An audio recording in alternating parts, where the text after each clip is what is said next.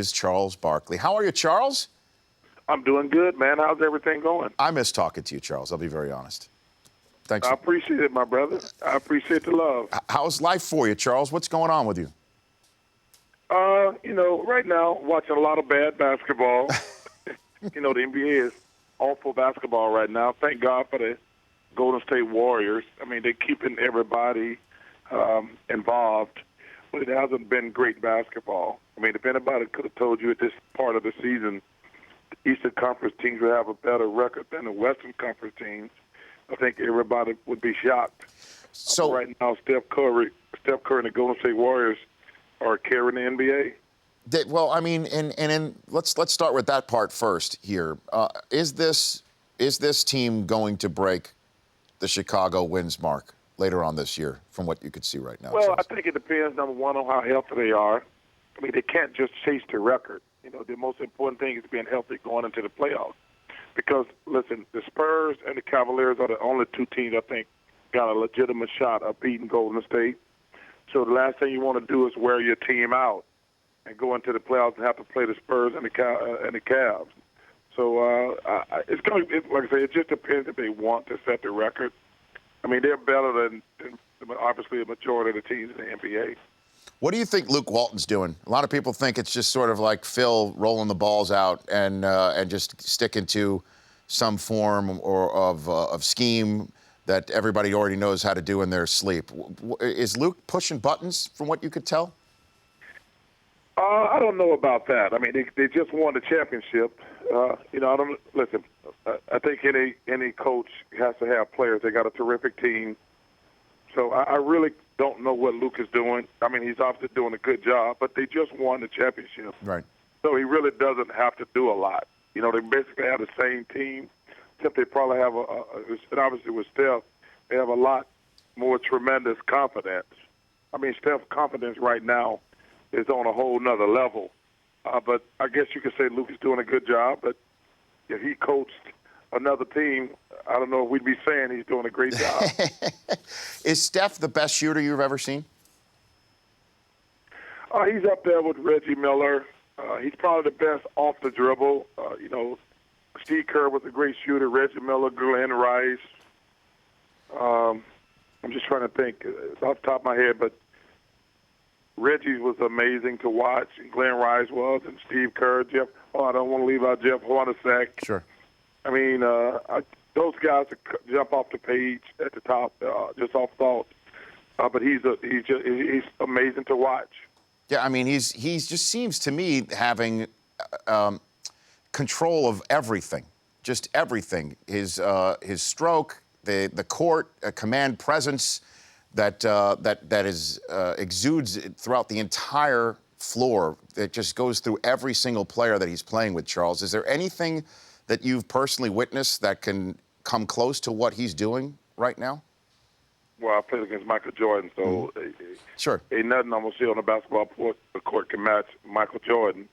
Who, I've seen Magic Johnson, Larry Bird played against those guys. I saw LeBron score 30 straight points one night, so in the playoffs.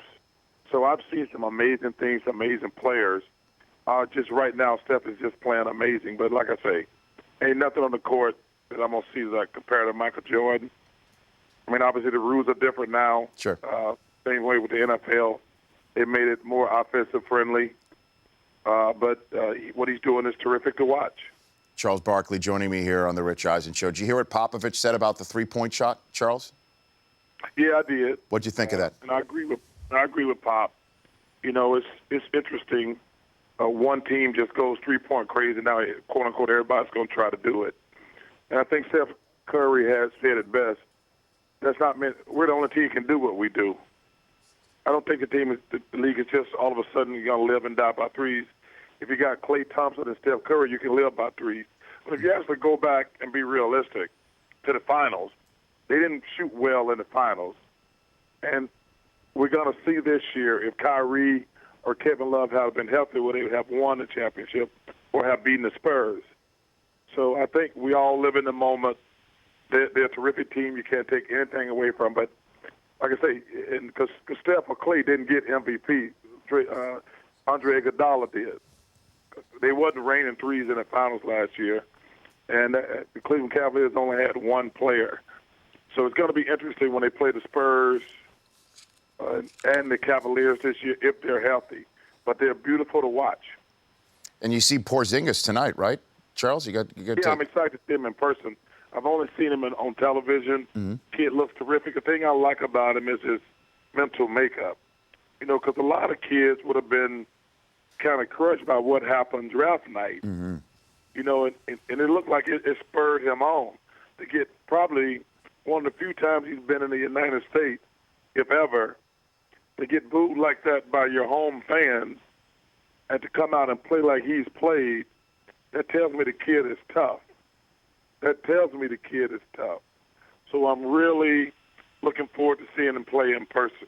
Charles Barkley joining me on the day that he's been calling the Knicks and Kings tonight on TNT, which also features a doubleheader of the Clippers and the Bulls to start things off here on the Rich Eisen Show. All right, Charles, let's talk some NFL because I know you're as locked in on this as anybody else, too.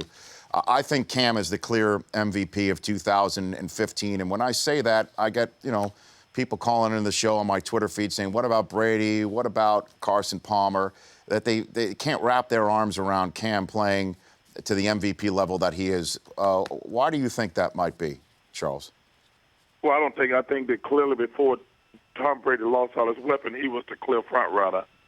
I mean, he's out there playing with guys that we don't even know. I thought he was the clear front runner 3 or 4 weeks ago, but he lost all his weapons. I think Cam is probably the leader in the clubhouse right now, and I think Carson Palmer is right there. Mm-hmm. I think Carson Palmer has played terrific. The Cardinals, they got a chance to wrap up the division tonight. But I think it's really unfortunate what happened to Tom. Because Tom was trying to stick it to the NFL, man. What he was doing the first couple months of the season was incredible. And like I say, Cam has played amazing. War Eagle to Cam. The last 3 or 4 weeks, he's part of the leader, but can't count out Carson Palmer. Still got a month to go. Anything can happen. That's true. But right now, it's probably a 3-guy race with Cam, the leader in the clubhouse. And what do you think has happened with Cam this year that he's taken such a major leap forward? I'm sure you've spoken to him and you know the kid and what's gone down. He had actually was 1-year anniversary of his car accident yesterday, and he was talking about how he still has the hospital bracelet on his wrist. What do you think's going on with Cam? Well, I think he's learned to play the quarterback position from the pocket. If you go back on his first few years, I don't know this for a fact, but I bet he's had less rushes than he has in a year he's played in the NFL at this point in the season. They're really screwing up these quarterbacks with the spread offense in college, and they're getting these quarterbacks killed in the NFL. And I think Cam I saw a stat, his first 2 or 3 years in the league, he took more hits than any quarterback has ever taken. And I think this year I've seen him run less. Stewart has had a terrific year. But I just think he's learned to play the position from the pocket. They've ruined RG3's career. They've really set Kaepernick back, running that quote unquote that little running quarterback, get your quarterback kill offense. That's very good for college, but it doesn't work in the pros consistently. But I think he's just learned to play the position from the pocket. Before I let you go, Charles, I know you've obviously known Tiger for many years, and it was just jarring to hear his press conference this past couple of weeks from his charity event, where it sounds like he can't even play. He's basically said he can't even play with his kids because his back hurts so much, and he's playing video games. And a lot of people took that to mean that we may never see Tiger in the manner in which he used to be ever again. Can you help make heads or tails of this? Well, I think he's already the greatest golfer ever lived. No disrespect to Jack Nicklaus. I think even though he might not catch Jack Nicklaus, I think he's the greatest golfer who ever lived. Because no disrespect to Jack Nicklaus, I think in the last 20 years, Tiger has played against better competition. I think the foreign countries and the guys from the United States, just take the competition he played against, was much better overall. And I think these young kids, Tiger's breaking down physically, And I think these young kids like Rory, Jordan, and Jason, Ricky Fowler, Justin Rose, I think these guys grew up idolizing Tiger, and now they're in their early 20s, and those are guys that Tiger trying to compete against. Because I think Jack Nicklaus only won one major after 40, if I'm correct. Yeah. I may be wrong, but Nope. I think I'm correct. It was the Masters. Yeah. It was the Masters. I think that's the only major he won after 40. But I think the influence Tiger has had on these young guys, number one, but also his physical breaking down of his body. You know, the guy just was a workout fiend, probably did not listen to his body, and just kept working out more surgeries after more surgeries, pounding golf balls, and I think his body is just worn down. And I don't know if he's ever going to be healthy again. But like I say, in my opinion, he's already the greatest golfer ever lived. No disrespect to Jack Nicklaus, Arnold Palmer, and Gary Player, who are amazing. But I just think Tiger had just had to play against much better competition because, you know, his influence on the game has got all these young kids out there kicking butt now. And I feel sadness that he's not going to be healthy because I think that even as great as these young kids are, Tiger bought more eyeballs and cash, let me rephrase that, cash, to the game of golf than anybody's ever even come close to. And no matter how great these young kids are, I don't know if they're going to be able to get the TV contracts that Tiger to the level that Tiger took golf. Charles, thanks for calling in. I appreciate it. I already look forward to the next time. Anytime, my brother, just let me know. I appreciate that. Take care of yourself. You too. You take care of yourself, Okay, Charles. thanks for having me. No, of course. Anytime. You're the man. That's Charles Barkley. The Rich Eisen Show, weekdays at noon Eastern. On Audience.